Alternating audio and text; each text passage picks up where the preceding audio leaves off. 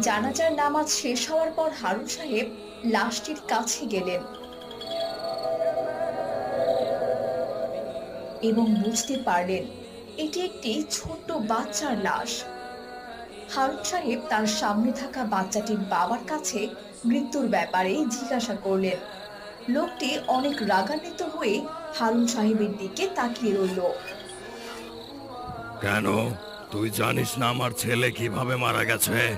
তুই আমার ছেলেকে মেরেছিস। কথাটা শুনে হারুন সাহেব অনেক ভয় পেয়ে যায় আর সাথে সাথে অবাকও হয়। আমি আমি কিভাবে আপনার ছেলেকে মারবো? এরই মধ্যে জানাজায় অংশ নেওয়া সমস্ত মানুষ অদৃশ্য হয়ে গেল। হারুন সাহেবের সামনে ছিল শুধুমাত্র বাচ্চাটির বাবা। আমার ছোট্ট ছেলে সাপ হয়ে